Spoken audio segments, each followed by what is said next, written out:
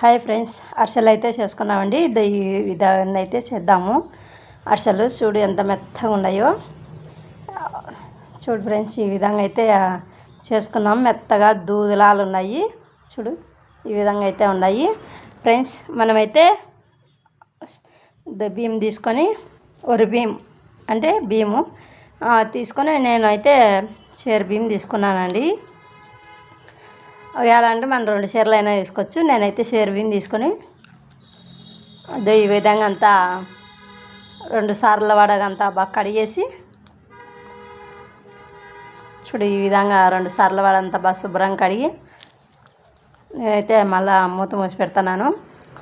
మూత మూసి పెట్టి నైట్ అంతా నానవేయాలండి. నాననిచ్చి పొద్దున్నే చూడు ఈ విధంగా అంతా మళ్ళీ 2 సార్లు వడగా బియ్యం అయితే 2 సార్లు వడగా మళ్ళీ పొద్దున్నే కడిగి మళ్ళీ 2 సార్లు మంచినీళ్ళు పోసి ఈ విధంగా అంతా నీళ్ళైతే వడేసుకొని బయటికి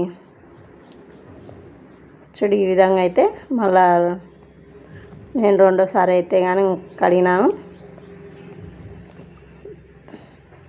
చూడు ఈ విధంగా 2సారి కడిగేసి నీళ్ళన్నీ వంపేయాలండి. చూడు ఈ విధంగా నీళ్ళు వంపేసినాక బక్కలీని ఉంటుంది కదా, బక్కలీనేలాగైతే నీళ్ళు అయితే ఓడేసుకోవాలి. బియ్యము నీళ్ళన్నీ ఒడిసిపోతాయి బక్కలీనేలకి. చూడు ఈ విధంగా అంతా ఒడిసిపోయినాక నేనైతే దీని మీద మూత అయితే మూసి పెడతాను. నీళ్ళన్నీ ఒడిసిపోయేకి మూత మూసిపెట్టి మళ్ళా నీళ్ళన్నీ ఒడిసిపోయినాక ఇట్లా గుడ్డ మీద పోసి తలంతా ఆరనిచ్చి మిక్సీకి అయితే పట్టుకోవాలి. కొద్దిగా బియ్యం వేసుకొని మిక్సీకి అయితే పట్టుకోవాలి.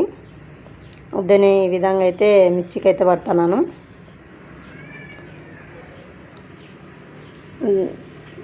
ఈ విధంగా అంతా ఆడించుకొని ఇదైతే జల్లించుకోవాలండి. మిక్సీకి వేసుకున్నదా అంతా జల్లించుకొని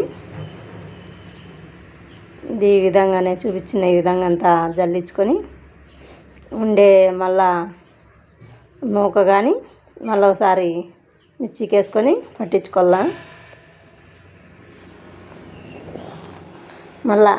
మళ్ళీ ఇప్పుడు మిర్చిలోకి వేసుకొని మిర్చి పట్టించి మళ్ళీ అంతా చేసినాక మళ్ళీ మిర్చికి ఇది వేసుకొని పిండి జల్లెడ పట్టుకుని అంతే అండి.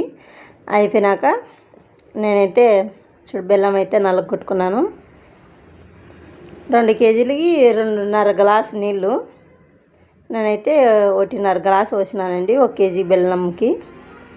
మనం తీగాలనుకుంటే వయాల రొంత ఎక్కువైనా వేసుకోవచ్చు. నేను కేజీ వేసినాను. ఈ విధంగా అంతా బెల్లం కరికినిచ్చి ఈ విధంగా అంతా బెల్లం అయితే పాకైతే దగ్గరికి వస్తుందండి. ఈ విధంగా అంతా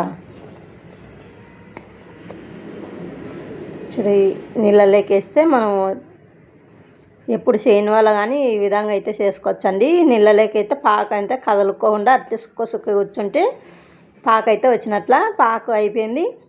పిండి అయితే పోసి అంతా పాకులోకి ఈ విధంగా అంతా కలిపుకోవాలండి. పిండి అంతా ఉంటలు లేకుండా కొద్దిగా కోసుకొని ఈ విధంగా అంతా చేసుకోవాలా. చేసినామండి. అట్లయితే కాల్స్తున్నాను. చూడు భలే ఈ విధంగా అంతా వయ్యాలం పిండి ఆరిపోకుండా ఇట్లా గుడ్డ పెట్టుకోవచ్చండి. తపిలి మీద చిన్న గుంటలన్నీ వేసుకొని ఈ విధంగా నేనైతే పేపర్ మీద పెట్టుకొని నూనె అయితే ఆయిల్ హీట్ చేసుకున్నానండి. చిన్నగా ఇట్లా రౌండ్స్ చేసుకొని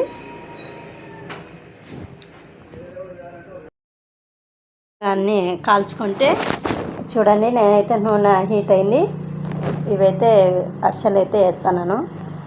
మేము అరిసెలు అంటాము, అట్లు అంటామండి. చూడు ఈ విధంగా ఈ విధంగా అన్నీ కాల్చుకుంటే ఎర్రగా. చూడు ఫ్రెండ్స్, లైక్ కొట్టండి, షేర్ చేసుకోండి ఫ్రెండ్స్. చూడు ఇవైతే తిప్పేసుకొని 2 పక్కల కాల్చుకునేదండి.